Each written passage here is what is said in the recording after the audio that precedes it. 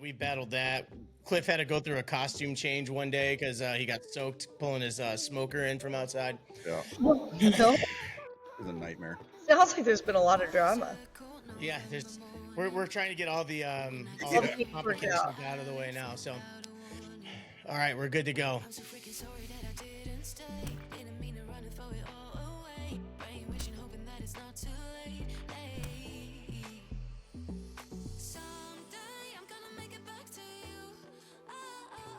So, Cookie, I've dragged Cookie into more people that he doesn't know that I do.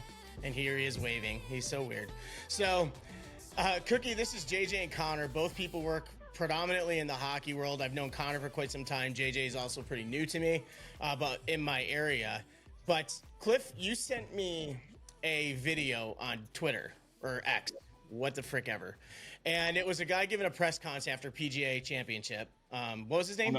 Okay, well, it was not just a guy; it's the #1 golfer in the world, Scotty Scheffler, and it was the day or 2 days before the British Open began.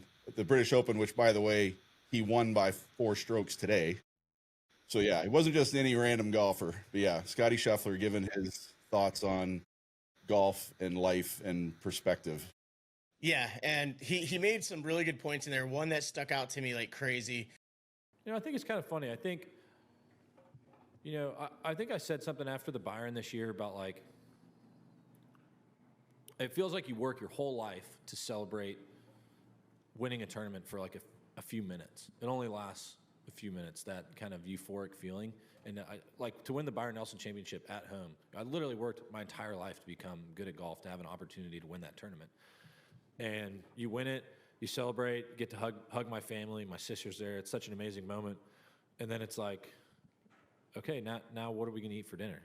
But for anybody who's followed any of my stuff knows, like, mental health is a huge thing for me. It's something I wish I paid attention to when I was a player. It's something I wish I paid attention to when I was a coach, for that I matter. wish I was paying more attention to. Yeah, and it's something that, I didn't start getting my own help and therapy until I was in my 30s. And so now when these things are being talked about, it hits. And when Cliff and myself are a bit older, so like when we were kids, you just didn't talk about it. You did not want to talk about it. You can literally, it could affect your playing time because you'll be seen as soft or whatever. And then when Connor was in college, still not really so much. Like there really wasn't any conversation about it. And Connor you played at Nichols for a year or two, right? As well? Yeah, back in 2005, 2006. Okay, so Nichols Division III program, and then Connor ended up coming down to USF to finish up his college time.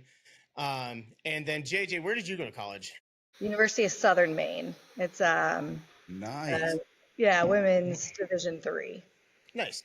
Yeah. So everybody's got the experience in the hockey world and not going on about it. So that's what today's thing is going to be all about. And before we kick in, I wanted to thank everybody who's been supporting the channel, subscribing and watching our stuff. We're new, we're growing. Hopefully Connor and JJ will make us famous, and then we can just not have to I was hoping it would go the other way. So before we kick in here, you'll get famous one day. It might not be for a good reason, Connor, but but as we kick in here, let's kind of go around. We'll go around a little bit, and Connor, just give a brief introduction to yourself, your background, not just really even for hockey, but for all sports, and just and what you're doing now. Yeah, I'm a strength and conditioning coach. I've been doing this for about 16 years now. My background's really actually in athletic training. I went to university to become an athletic trainer. The goal was always to be a strength and conditioning coach. But USF's program at the time was like the best in the country. It was the only one located in the College of Medicine in the Department of Orthopedics and Sports Medicine. So we got like a bunch of different opportunities. And I really got to have a really good understanding of anatomy, something I thought I wouldn't get like at just a generic exercise science program. So I went that route. I worked combine prep and MLB spring training prep for like 5 or 6 years. Worked at a facility that was had 2 real big athletes. We were basically touted as the facility that got Ryan Howard to lose a bunch of weight and revamped Derek Jeter's career. I was there for 7 or 8 years. Spent 4 years at the largest ice sports facility south of New York State, which is here in Wesley Chapel, Florida. It's a 5-sheet arena called Advent Health Center Ice. And 3 years with the women's national program, including the 2018 Olympic prep. And then now I work at a facility not too far from here, and I consult on the boys' side with the 17s and 16s national development camp. So like the kids that are preparing for the Holinka Cup. Those guys. The Wesley Chapel rink, that's the Lightning's new practice facility, right? No, we so this was back in 2016. Their contract had gone up with Brandon, and we bid for it, and they did not like the guy who was our general manager at the time, so we did not get that contract. So they still at Brandon? Yeah, and they built out Brandon. They've got a whole new side. You know where that side parking was at Brandon? Like it was like in the dirt, like kind of in the forest a little bit. Yeah. They cleared all that out, and now that is like the Lightning's training area. So they've got like a brand new gym back there, players' lounge, all that stuff. Yeah. I'm surprised there was land available. The area is growing so big over there. It's insane. Tampa in general, any part of Tampa is absolutely brutal right now. I mean, most commercial real estate's going for like a few million an acre. Like it's dumb. I remember I was down there for the mentors trip we had when the Lightning, the Capitals were down there playing this. We went to Florida first and then up there to Tampa. The area around Amalie Arena, I could barely recognize it. Oh yeah, it's like Vinnick's done so much work down there. It's insane. I mean, it'll be good long term for him, but yeah, for sure. Yeah. Everything's so expensive though. Oh yeah, well, you're talking to two people in the DC area right now, so yeah. I want to hear it. Yeah. So JJ, same kind of thing. Let's hear a little bit about your background and what keeps you in the game. Yeah, sure. So grew up playing ice hockey in the DC area. Grew up with 3 older brothers, so I really, just kind of got like thrown into it from a really young age. Played in college, and then after that took kind of a little hiatus and went to PT school in Boston, which was great because I had a lot of connections already in the area from Maine. So I was around a lot of my former teammates and stuff while in PT school. So that was awesome. And then also just MGH is, shout out to MGH, the best. But after that, I moved back to the DC area and worked in general orthopedics. Took a little bit of a break from hockey and just didn't really play and everything, and then decided I was going to go headfirst into treating hockey players. So now I am a physical therapist that works. I still see general population, but my love is working with hockey players. You do some stuff with guys on ice too, right? Yeah, and I'll do strength, and I also am CSCS, so strength and conditioning coach as well. But mostly right now, not doing it quite as much on ice, just because a lot of what needs to be addressed is usually off the ice first. And then by the time they're kind of transitioning out of that, they're working a little bit more with either developmental coaches and stuff like that. So not quite as much on ice as I hope to in the future, but yeah, fixing a lot of problems on a table right now. And I can tell you from the 3 other people in here, you would have regular clients if when at least in our playing days. So. Well, I always joke because I'll go to adult league and I'll see people and I'm just oh man, you really need PT. You need it. I can help out you. business cards. Just don't be stubborn. We can really make you feel better. That's pretty funny. But and it's funny because both of you guys are on the physical side of things. But one thing I'm sure, especially if players get injured or if they're not where they need to be physically, the mental part kicks in, and it's almost like you guys now have to wear a different hat when we're training athletes and things like that. And 2 physical specimens like myself and Cookie. I mean, we just really know. I think a lot about when I was playing when I was younger, and everyone used to joke that, because I was just an angry kid. I grew up in a pretty rough household. You're still angry. Nah, man, I'm cool now. But I grew up in a real aggressive and angry household, and I channeled that through hockey, which everyone's oh, it made you good at hockey. And it's I'll tell everybody, it's I was never a skilled player. I never even try and pretend I was a skilled player, but I was strong, tough, and mad 24/7, and it helped at the time. But it's just if I was able to get treatment for my head and what was going on inside of there sooner, I don't really know what the future would have been like then. So now that it's more publicly addressed, it's not so much a taboo thing. Um, it's one of those things where it's like, how is it affecting him? How are you guys seeing it dealing with players? Yeah, I mean, I'll start by just saying that, like, I think the biggest thing that I see is that people don't really want to take that initial step to like getting onto a road of recovery, by, kind of accepting that something might be going on physically that might be impacting them mentally.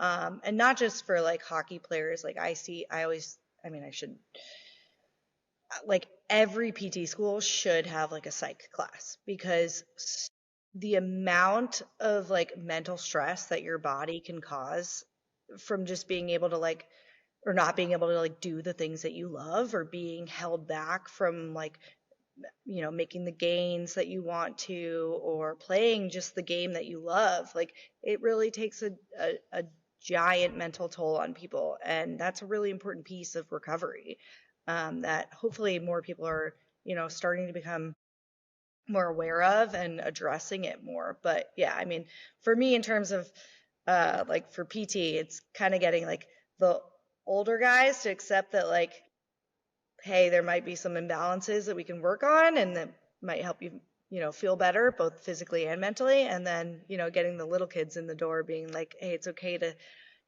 try to help yourself. So yeah. Realization of the mental side of even physical recovery is definitely something that is thankfully more people are more aware of now. Because I was telling one of our previous episodes, where John and I kind of introduced ourselves. I was telling John the story of, I mean, I'm 49, so I'm the oldest one here by probably quite a bit, other than John, who's not too far off. But when we talked about Northwood before we started recording up in Lake Placid, and my first year at Northwood in '92, I had my first ever injury. I was first year up there, and injured my knee, and it was the first time someone told me I couldn't play.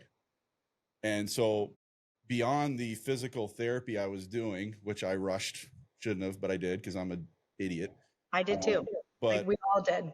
I told the story of, because I went home to do the surgery back to Texas, and I remember sitting in my parents' bedroom, as however old I was, 92, so I was 15, 16 years old. I was bawling my eyes out. I didn't want to go back. And it wasn't that I didn't enjoy the school. I did. In fact, John will tell you, I don't shut up about it. At 49, I still want to be there. I mean, the goal is to go back and teach and coach there. But it was the first time in my life I couldn't do the one thing that I loved doing. And no one told me how to handle that. They would tell me how to take care of my knee, how to get back in shape to be able to play again. But back then, especially, I mean, like I said, early 90s, and it was going on long before that, no one had the idea to even explain to me, yeah, you've got this other process you need to go through as well. And it's, as you said, it's good now. And it is actually surprising to me that there isn't some sort of psychology aspect to that training, because it seems like a big thing. It was for me. Connor, what are you seeing with a lot of your guys? Because I know you deal with more than just hockey. Yeah. Hockey's like your main thing, but I mean, what are you seeing with the guy? And I mean, you've even worked, like, we don't really talk a lot about the pros here. There's a billion podcasts. You can listen to all the pro stuff. We like to focus on the guys trying to make it, this Right. position all four of us have been in. So, like, what are you seeing with a lot of these younger guys coming in, whether dealing with injuries or just things they need to develop in, as far as like where their heads are at? Yeah, I mean, so probably one thing that I see infinitely more than I did even 10 years ago is like fear of failure getting in the way of kids trying to get better at something. I mean, that's like an epidemic. Like, I would say 30% of the kids do it. And I think it probably comes from social media, because they feel like they're always being watched. And if they fail, it's embarrassing. That's a big one. But I will say, one of the worst things that happens to these kids is when they get hurt, and it's like a serious something, right? So like a ACL or a labrum or something that's taken them out like 6 to 9 months to a year, where they're going to lose a full season.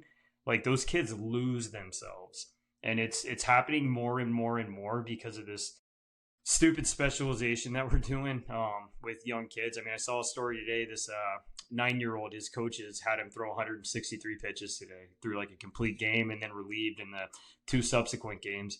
So like that, obviously that kid's going to get hurt down the line. He's going to be fine today, but 5-6 years from now, like especially if he continues down this path, he's going to be a mess. And these kids are skill. They're not getting stronger. They're not becoming more athletic. They're not getting more resilient. And then the wheels fall off, and it will inevitably happen more and more and more. If you look at the data, kids are getting hurt like more often, more catastrophic, like non-contact type stuff too. And when that happens, they lose their identity, and it's tough to watch it happen. You know what I mean? Because not only are they losing like the sport that they love, most of these kids, their social lives are their team, right? Mm-hmm. That's their friends. They don't have another group of friends that they hang out with. So you take that sport away from them. You've taken their purpose. You've taken their like physical activity, right? And we all know how important that is to mental health. And you've taken their support system, like outside of their family. It's all gone. Mm-hmm. You know what I mean? That's tough. Kind of tie it into where we started with the Scotty Scheffler press conference. That golfer guy? Yeah, that golfer guy. You mentioned losing their identity, and that's where I thought I was in the story I mentioned a minute ago. And I think, to take it back to that, is the idea of what kind of redefining what their identity is. If they're solely, and I'm not going to speak for John, but I have a feeling he and I are very similar in this, and maybe we all are. Majority of my life, I define myself as either a hockey player or, for the last 25 years, a hockey coach. I am that. This is what I am. It's not just what I do. And it's just, what stood out to me in that press conference was the idea that, hockey's a part of what I do, but it's definitely not who I am. And if you're defining your identity as a hockey player, like I did at 16 years old when I had that injury, of course, it's going to be even more devastating than it should have been. Finding that balance between realizing I'm not a hockey player. It's just something I do. I'm not a hockey coach. It's something I do. But I am, a son. I am a brother. I am whatever I am, which is way more important on the family and friends side of things than, anything I do in my career, which I love. Obviously, I'm passionate about the sport, but making it define who I am, can lead down a path that isn't good if things aren't going well in that area. Oh yeah, I don't know if John told you much about my story, but I'm 5 years sober now. Stopped drinking back in 2020, and when it really all started was when I lost hockey. The wheels fell off. I had no idea who I was. I didn't really have a purpose outside of hockey. I mean, I was in school, I was doing all that, but dude, I was lost, and it took 11 years for me to figure it out. 11 years and almost dying a couple times. Almost getting arrested a couple times and doing some stupid things. But yeah, I mean, that is one thing that probably would be good to try to get across to kids, especially because once you get in your 20s and 30s, it's, I guess you can rationalize and reason with adults a little bit better, but getting these kids to understand, like what you said, your sport is like part of what you do. It's not who you are. You're a brother, you're a good person, you do X, Y, Z, but you're not a hockey player per se, right? That's not all that you do. And it just, kids could lead or end up where I ended up. If we can't get that across to them. Yeah. And I mean, so let me ask you this, and I'll ask both of you guys this, and we'll start with JJ on this part. Because JJ, when we talked before, as soon as I said mental health, she was like, I'm in. It's something she's very adamant about right now, which really everybody needs to be. And much like Connor's story, in hockey, again, we come back to hockey probably too much. And hockey's already a sport where everyone's boozing it up. To lose track of things, but it is what we know. I mean, it's not who we are, but it's what we know. So yeah.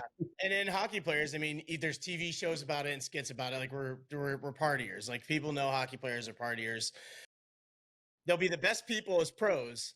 Oh man, sometimes we're shitbags as younger guys. When these kids get these injuries and stuff, would you guys, is it at a point now where you feel like kids, if they're going to go to rehab, like if JJ, if they're going to come and see you, should there also be another contact? Say, hey, listen, we're going to go through this, and then here's a therapist you should also be calling, not even necessarily a sports psychologist, but just a therapist to say, hey, we're going to deal with your injury, but you need to make sure your head stays right.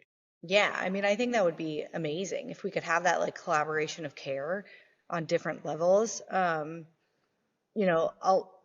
like what's been said already is that like, this feels like our identity. And, just speaking from my own experience, I grew up in a time before the PWHL. So a lot of like, when we were in college, it kind of felt like this like dead end for women's ice hockey, right? It was like, oh, well, you make it to college, but like, well, if you're not on like the Olympic track, then like what else are you doing? And then wait, should I start studying for something? Like, should I start thinking about a career path? Like, so things kind of get jumbled, I think, a little bit when these, speaking personally from, these girls were reaching a certain age, where we were kind of finding that path for us was sort of ending.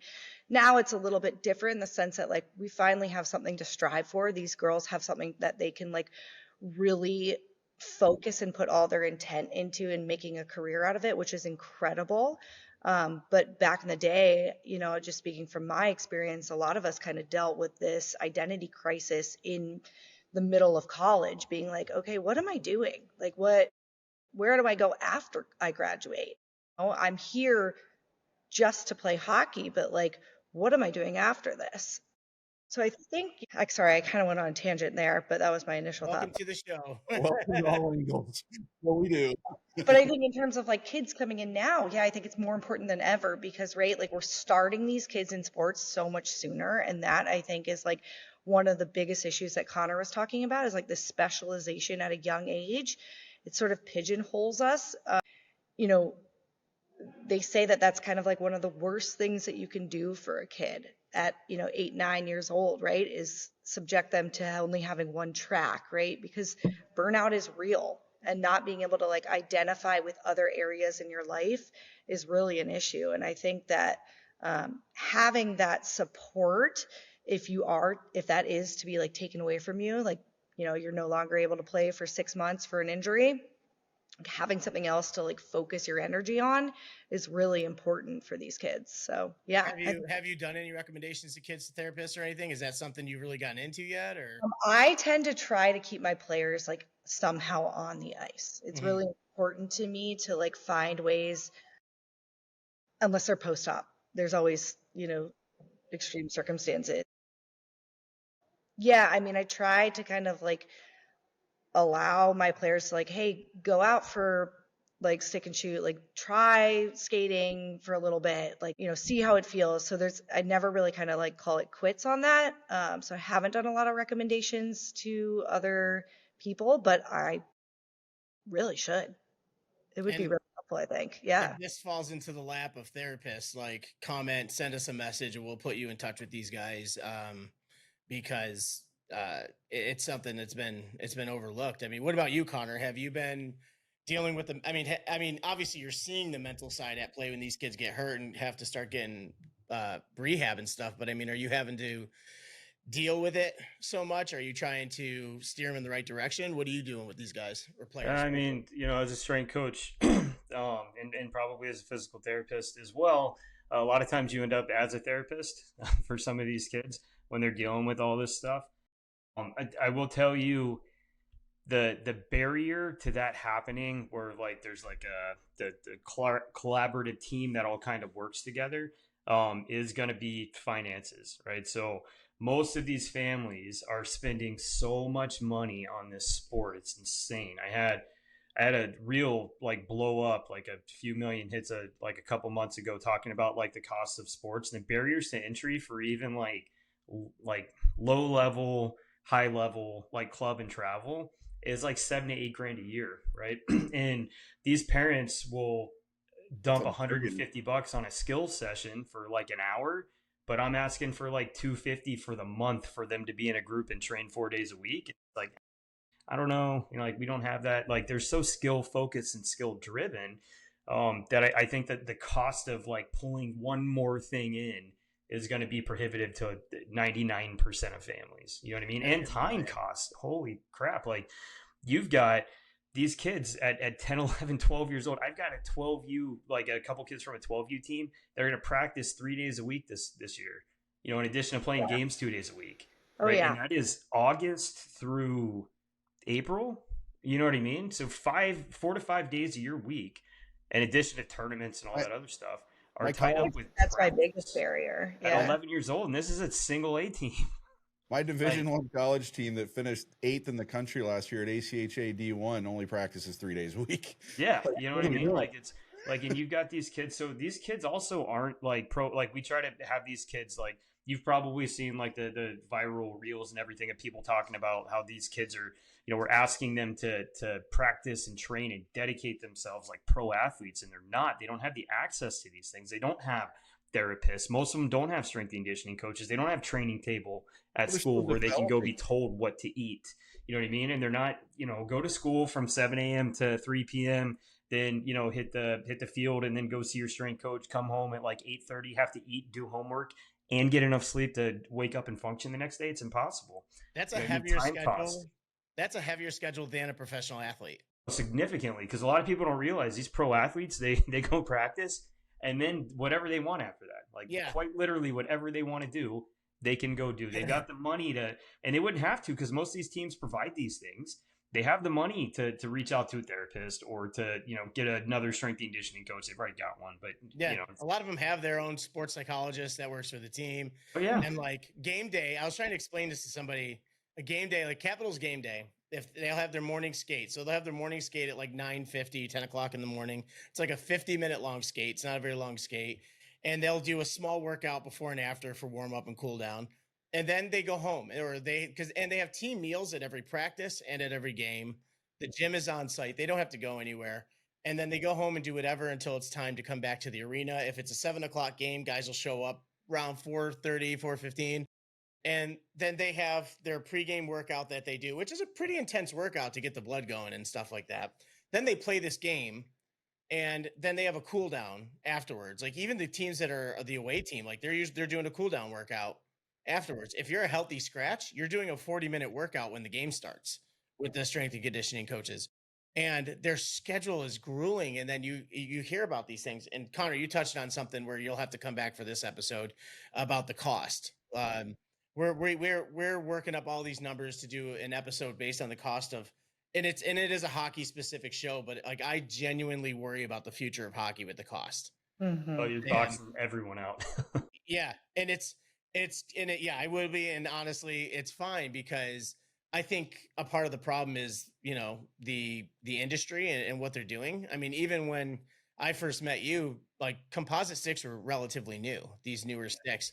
And I had this Bauer stick and I thought it was crazy. It was $180 for this stick. No. And it weighed a third of what my old Easton aluminum used to weigh. And if I smacked somebody with the stick, like I was so good at when I played, I would snap the stick in half and then my mom would snap my neck in half.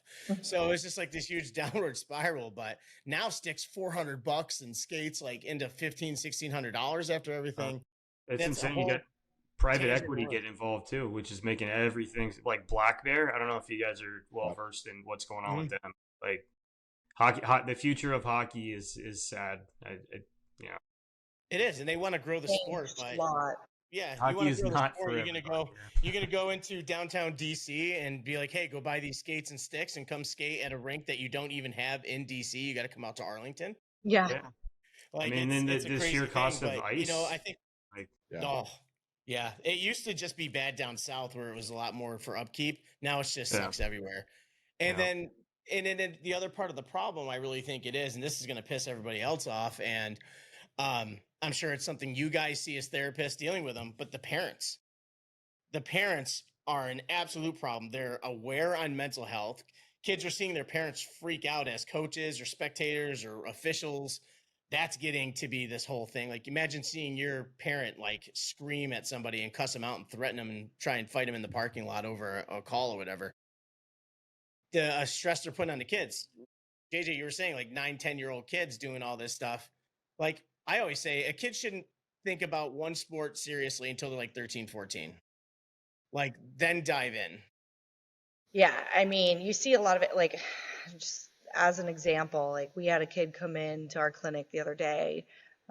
This is not hockey related, but it was tennis, which also we see a lot of like, push for excellence in Yeah. the tennis world.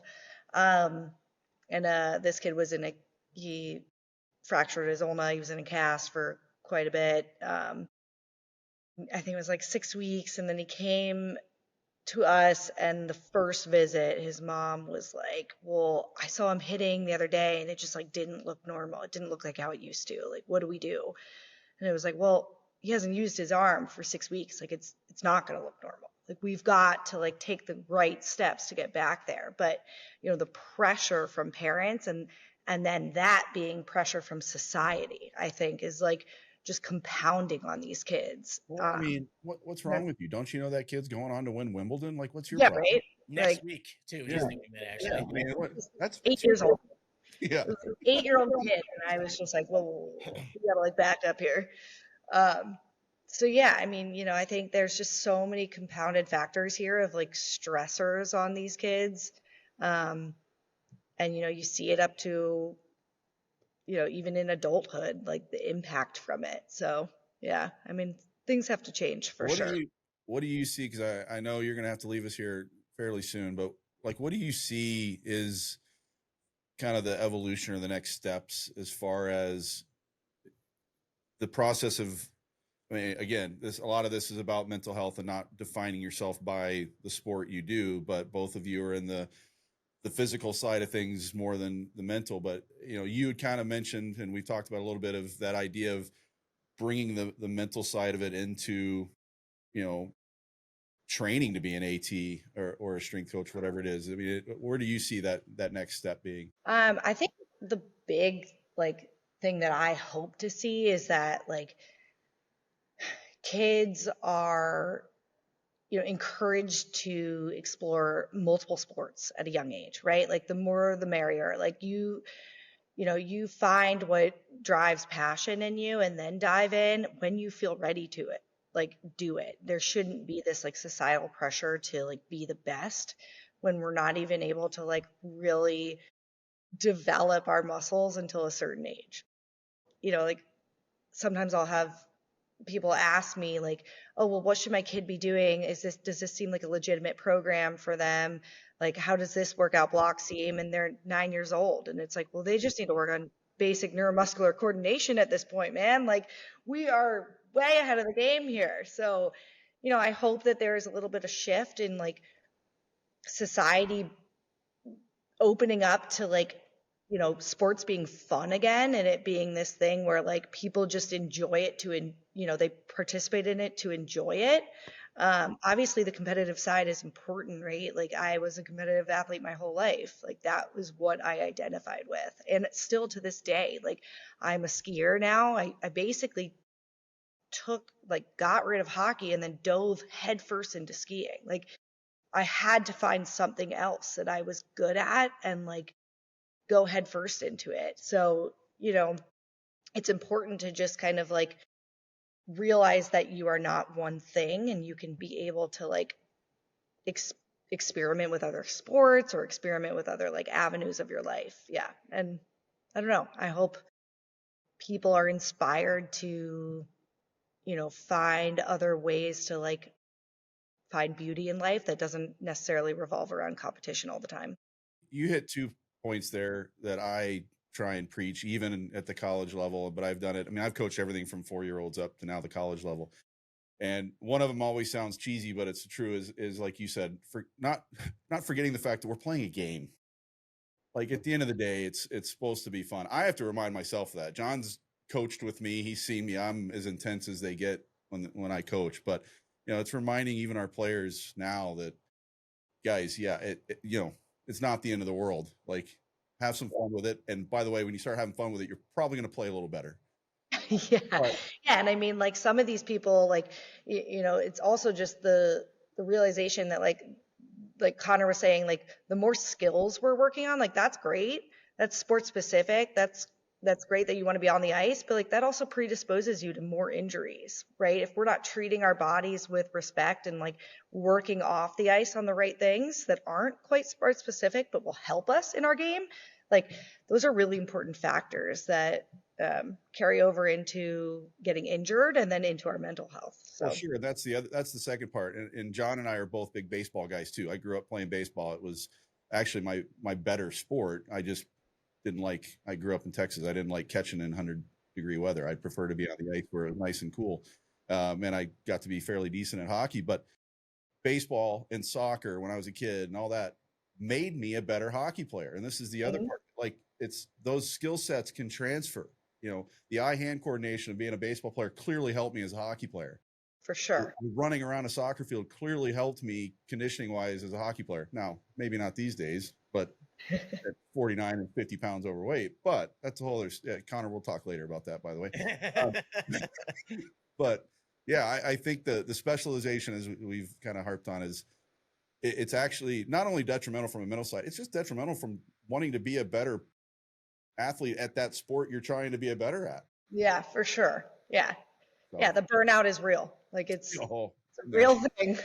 Been there. Thanks, Al Murdoch. Yeah. I think we all relate to that. Yeah. And Connor, you just said what Connor talked on, and I actually thought about this earlier. So, Connor, we already have our concerns about the future of hockey on the cost side of things, but sports in general, I think everyone's way more talented of an athlete in every sport right now.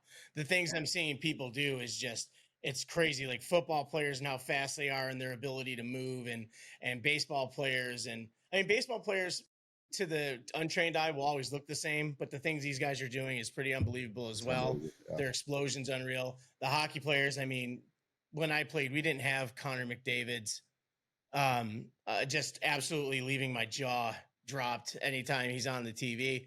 And then, so is there going to be a point where we almost reach a pinnacle and start on the downslide of everything just because they're working so hard? It's like, you got to be skilled. Like, there's the YouTube guys now, like the hockey YouTube guys that got hurt and they just could not leave the game. So now they do all these stick tricks. My buddy Johnny Schiavo is one of these guys. Swaggy P's another one. Like, these guys are doing unbelievable moves, but they would get murdered if they're playing in a real game.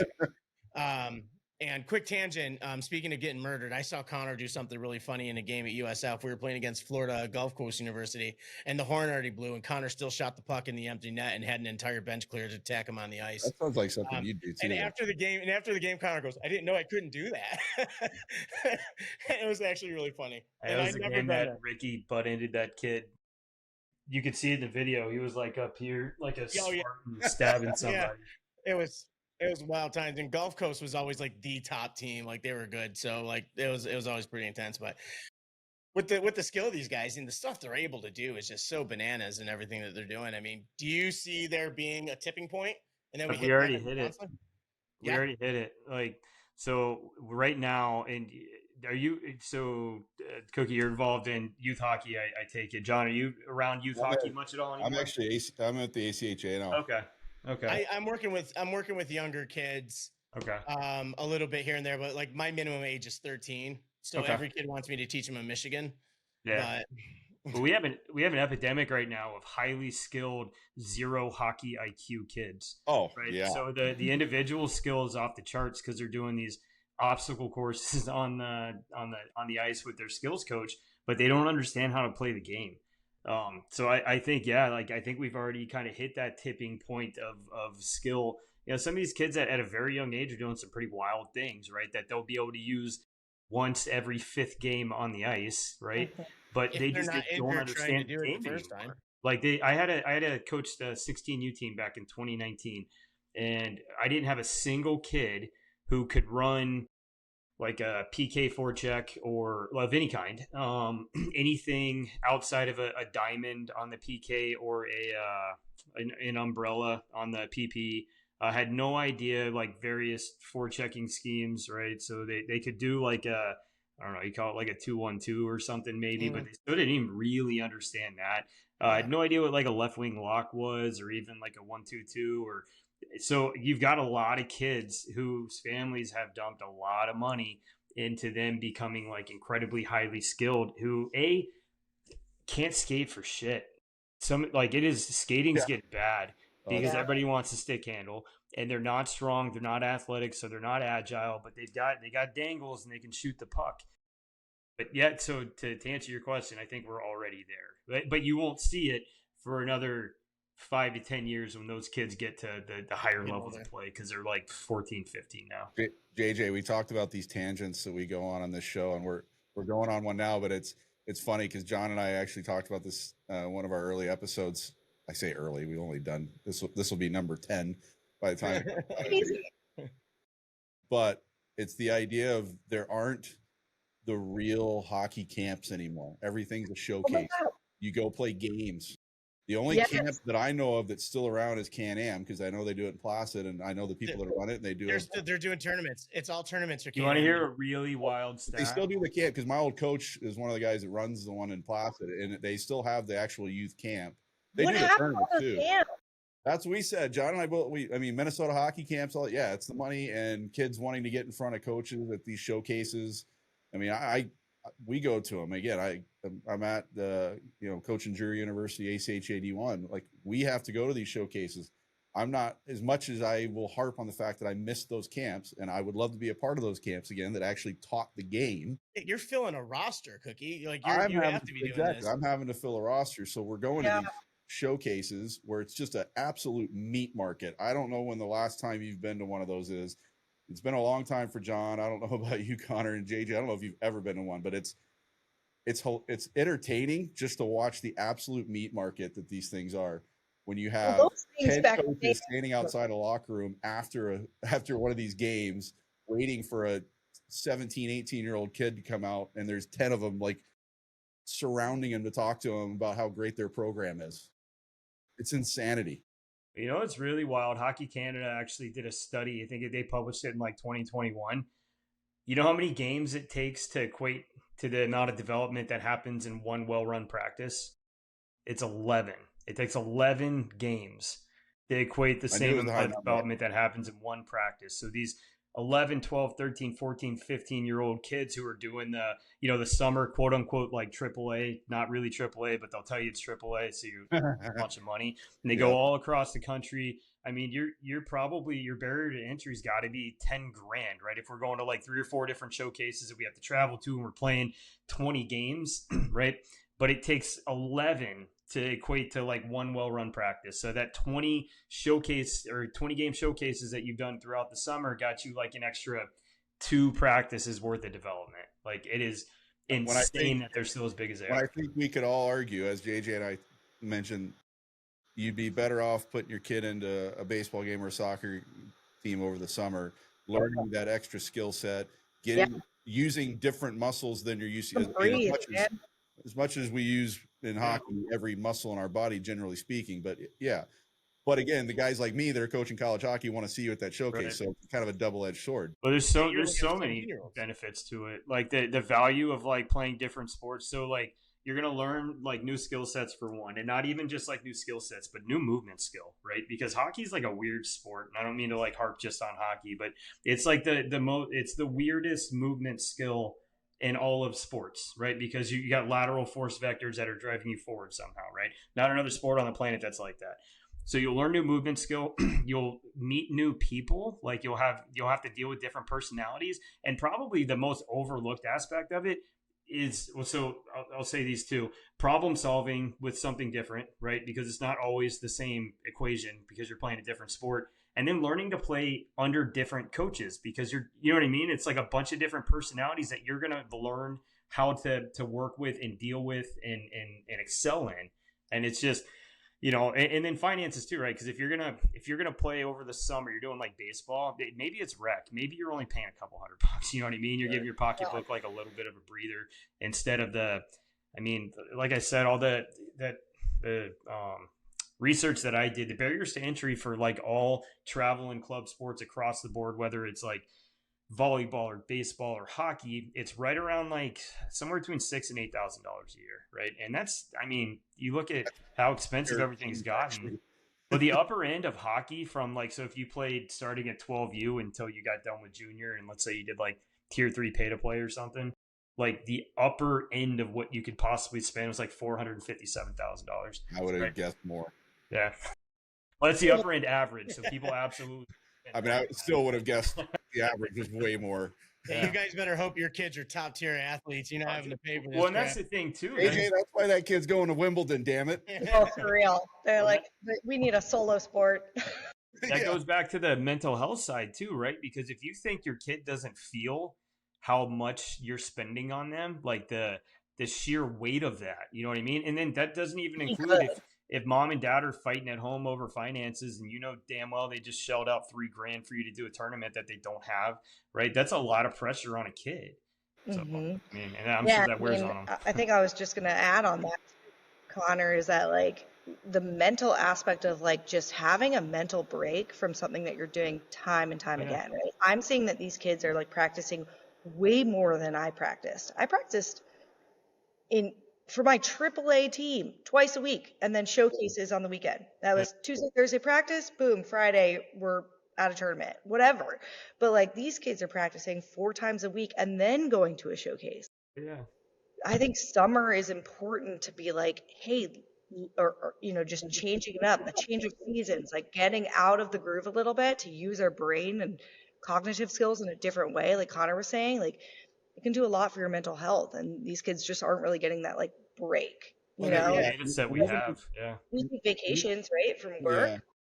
Why aren't they getting vacations? And even when, you know, this past year when we had some kids that were like this on our college team, where even when we have those moments where we can give them a break, and we intentionally are saying, like, if we have an off weekend and they wanted, all right, we're not playing a Friday, Saturday game, we're off, let's add a practice on Friday, or let's add this and that. We're like, no, get away.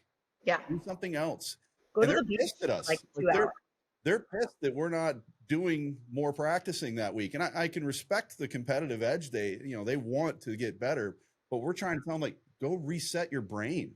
Go be college kids. Your college kids, go have college fun. Like, right. Go do that. Stay out of trouble, but go have college fun. Reset your brain. Like, have a weekend. Get away from it. You know, these are things I had to learn by accident. You know, as probably a lot of us did, and they don't want to hear it. They're like in full season mode. They want to go, and we're like, no, just take a step back. We'll be back to work on Monday. We're good. Calm down. Yeah, and I mean, I think it's like it's a true testament to like all athletes in general, right? Like I took what I call a sabbatical. I went and skied after PT school. I'd never really like taken a break in my life, and I went and skied for like 4 months. And like my sister-in-law and like other people were like, enjoy this time. Like you really, like you've worked for this, like just like go do what you're meant to do, which is like ski everywhere and like enjoy this. You've prepped for this, blah, blah, blah. You've like saved up everything. And like week 2, I was like job searching, and I was like looking up, like it's like the athlete mentality of being like, no. Like I need to like keep going on what I'm figure out how to get out of your own way. Yeah. It's like impossible sometimes to get out of your own way. And I think that like, I'm 1990, right? So like even more so kids are feeling that now. You really had to throw that part in. Sorry. Did I do that? And that's funny because I was about to say, it's like, we talked a lot about the mental health aspect of this. Mine and Cookie's mental health just plummeted. But before we wrap it up in here, I mean, if you guys had to if you guys were sitting with, let's say you're sitting there at the table with a 15-year-old kid, and this kid doesn't want to go to somebody as an advisor or anything. They want to come to you because you work in the physical aspect of things. You've helped them in the past, whatever. They want a very unbiased bit of advice you're going to give to this young player that's going to move forward as an athlete. Maybe someone who doesn't even have the utmost potential. You know what I mean? Someone who's going to really have to grind it out, maybe to make a D3 team. And D3 hockey is hard, and D3 sports are hard. And this isn't just about hockey. I know we're all hockey people, so of course we're going to gravitate back to that. But this is all sports, all Division III sports, and it's still a hard level. And people shouldn't crap on it because that's a very competitive level as well. So if you're going to be sitting at a table, and Connor, we'll start with you. If you're going to be sitting at a table with this 15-year-old kid, what are you going to tell this kid? As far as like, again, you're not a therapist, but you know about the work that goes into it, even just as far as keeping their mind clear. What are you telling this kid? And maybe if his mom's sitting there as well. Actually, recently now I'm probably telling him to find another sport because with this new CHL ruling, like at the NCAA level, dude, you know, like between the portal and like so transfers and CHL kids, if you like take those out, there were less than like 80 Division 1 openings like for incoming freshmen this year. And so like if you do the math, I did it a while back. It You've got like less than a 1% chance of ever wearing an NCAA sweater. It's like 0.7 or something. So pick a different sport. But outside of that, if I can't talk you out of playing hockey, ACHA. so I'll tell you what, ACHA is going to end up probably the biggest winner in this because a lot of these guys who are going to go to like, let's say, I don't know, Nebraska Omaha, right? They're not going to decide, okay, I'm going to go to Assumption and play there. No, they're like they want to go to a big school. I don't know if you know this, but we did as a league, we voted to follow NCAA rules. So at the ACHA Division 1 level in particular, we can have CHL kids. Doesn't mean we're getting them right away, but the option's there now. You said UNLV got one, right? You're gonna get the kids that like slide down the ladder too, right? So this kid who was like a NOL kid or a USHL kid or even a BC, they're kind of getting screwed down. I feel bad for those kids. They kind of themselves, to be honest. But like if you you know, those kids, they're not going to say, oh, well, I was going to go to a big school and now I'll settle. I'll go to Nichols College that has 700 kids at it. No, they want to go to like a big school. They'll end up at like A&M or, you know what I mean? Like they're going to want to go to a bigger school to have that big school experience. So I think the ACHA, the Division 1 level is going to make out like bandits here. Yeah. In the long haul. We're very happy. Yeah. So, but yeah, so outside of being able to talk him out of it, like, you know, kind of like we talked about earlier, don't let this like define who you are because like one day this will be taken away from you and then what, right? The wheels will fall off. You're gonna have a really hard time. You know, work hard, but work smart. Take the summers off. I tell even dude and so like there's a line here. At the NHL level, most of the guys take the summer mostly off, right? And then they'll go back on the ice maybe 3 weeks outside of camp to get their timing back and all that stuff. At 14, 15, you're still developing a skill set, so you can't really just stay away from the game. Like, but maybe say, all right, like once a week, I'm going to work with a skating coach or something to that effect to work on my skills. But outside of that, in the off season, like, dude, nothing else. Like, or go train, but do no other hockey. Like, get away from it. The mental load. Especially like stay the hell away from like structured play. You know what I mean? Like if you want to go out and do pickup with your buddies, that's cool. Like have fun. Like go. That's when the sport is fun now. So do that. Work on becoming as athletic as humanly possible because that's going to have nothing but great impact on like your play as a hockey player. It's really hard for kids to understand that if they learn how to sprint better, they're going to be a better hockey player. But it works. And then. Actually, we didn't really touch on it here, but in that video that you sent, he talked about like thinking that the next thing was going to make him happy. You know what I mean? Like I get here and then I'll be happy. And that happened to me. I kept telling myself, oh, like when this happens, I'll be happy. Right. Or and then it would happen and nothing. Right. It's just something that happened. So like, if you're miserable, like in this sport, don't think like getting to the next level is going to change like the way that you feel. You know what I mean? If you're an unhappy person, there's no external thing that's going to make you happy. You've got to really sit down and take inventory and figure out like how to deal with your head and what's making you miserable and make that change. So pick a different sport.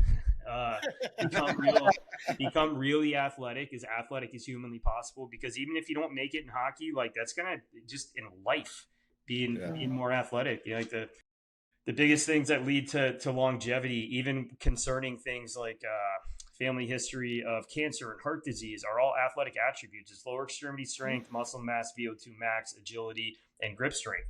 So if you can become an athlete and then hold that your whole life, continue that, that's going to be amazing for you. You'll live a lot longer. And then take opportunities when they come is obviously a big one. But don't feel like you're missing out if you're not doing every stupid showcase or you're not on every team. I played my first year of travel hockey. It's because it used to be 17U, but like I played my first year of travel hockey at 17U and I ended up playing the NCAA. So like, just because you're not playing AAA right now, it doesn't mean anything. Like just go develop and get better, become athletic, and quit the sport. And I would agree with Connor and everything of that for all sports. Again, we keep like keeping it like a hockey thing, but like if you play baseball, that's your thing. In the wintertime, chill out. Go support your school sports, whatever it is you're doing. Football, same kind of thing. Like me and Cliff talked about in our last episode, like when it came time for hockey season, I went and played football just to do the 2-a-days in the summer to get in shape for hockey. And it was kind of ridiculous when you think back of it, because all summer break, I was out on bikes with my friends. We're out water skiing and wakeboarding and swimming. And we're doing like, that's why you're such amazing athletes back then, because you're doing everything and it's fun. Yeah. So when you're getting a lot more out of unstructured play than you are that structured play, you know what I mean? Because you're going to try harder. Yeah. It's fun. So That's JJ, what are you telling that 15-year-old kid? Yeah, I mean, like ultimately we're all kids at heart, right? So like these are called like you said earlier, Cookie, like these are called games for a reason. Unstructured play is like really important for just kind of like breaking free from all of our mental stress, right? So I think that if I had a 15-year-old right now that was like, no, I have to like, what are we going to do? We have to figure this out. I have to keep playing. I think the first thing I would say would be like, what else do you like to do? Like what other things in life interest you? Like, let's talk about those for a little bit. And I think a lot of like, Connor kind of talked on this a little bit, but like a lot of what I do is just trying to like show people that like there are other avenues in life that we can explore that don't have to be physical.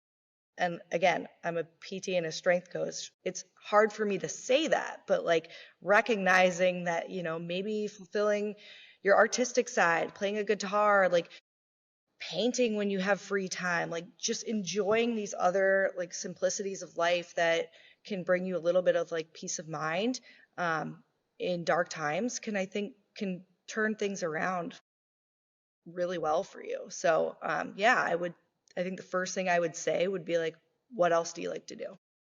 And then that would just like start the conversation, and then I'd be like, go do that for No, I Also- really do appreciate that side of it too, because I was going to bring that up, something outside of athletics, because it just gets your mind going in a different direction, which is important. But I would say too, if whoever this 15-year-old is just dead set, like, I want to be a hockey player, I want to be a baseball player, I want to be whatever it is, remind them, learn the game. And for no other reason than we are looking at 4 people on the screen right now that are still in the game, not as players. I'm coaching, John's a photographer, you guys are in the strength and physical side of things. You know, if you really want to stay involved in the game, learn the game. And there are other avenues you can take. You can eventually become a scout. You can do this and that. Like, nothing wrong with that. You're not always going to be a player. My career ended pretty early. Definitely my pro career ended before it started, because I just wasn't good enough, even though I was there for a little while. But I found the passion after that in the coaching. You know, John coached for a while he and I coached together for a couple of years, and now he's doing the photography side of things, which he's phenomenal at. The coaching damn near killed my passion with one of And the I guys I worked for. hate giving John any credit for anything ever, but he's phenomenal at it. And that's the last. No, it's not, because I already told you there's another thing I got to say in another show. No, but for real, John, you've got the eye for let's I not appreciate it. get carried away here. Just let's Connor, your turn. Let's move talk on. great about me. Connor, give him Great straight. about John. I don't know. Remember when you what was that energy drink company you worked for? Do you have Oh, I one of their remember cards? that. I still work with him. Was it something ice? The liquid ice. Yeah, isn't that like a play on like meth? Is it? I thought, because I joke Connor, about it, because thank liquid you. ice is really just water. I Hey, don't you know think you what? work It's for still him a good anymore. drink, and they still will occasionally send me stuff. But it's yeah, that's funny. That's how long I go back with that company. Holy crap! That's wild. I haven't seen them anywhere. They still make it like. Are they original now, or? Their biggest selling places are Vegas, Nashville, like Wisconsin and Minnesota. When I was coaching in Wisconsin, I saw it everywhere. Yeah. And I was in a town that had 1.5 stoplights. Okay. Like one worked all day, the other one just during business hours. And 2,500 people. Connor, you guys would have loved it. It was a perfect junior town. Like 2,500 people. We brought 1,500 people to a game. Yeah, it was a pretty great place for that. It's cool. But yeah, you know, and I appreciate like you guys being on the physical side of things, like recognizing the importance of mental health. Yes. And with these athletes, and everybody here has played multiple sports, and done multiple things with these sports. And, you know, like I said, it's something I wish, and I know Cookie, I can speak for him on here. It's something you wish you recognized earlier and you talk about earlier. Coaches now really do have to kind of add that hat as a coach, whether you're a team coach or if you're a strength coach, of, you know, what else is going through here, like what's preventing moving forward and whatever we're doing here. Connor and JJ, I appreciate you guys coming and talking about this. We're definitely going to have you guys back for individual episodes, just talking about what you do. Look for some promotional and collab work with me and JJ doing video stuff. She's going to be doing some exercises we're going to get on video as well. And just talking about all that kind of stuff. It's convenient that it's funny because I was up at Jiffy Lube yesterday, and I felt like I just took a road trip across the country just to get to that friggin' place. But Yeah, and it was only like 45 minutes away. So too much traffic. it was brutal. But yeah, I appreciate you guys coming on this. And Yeah, thank you guys.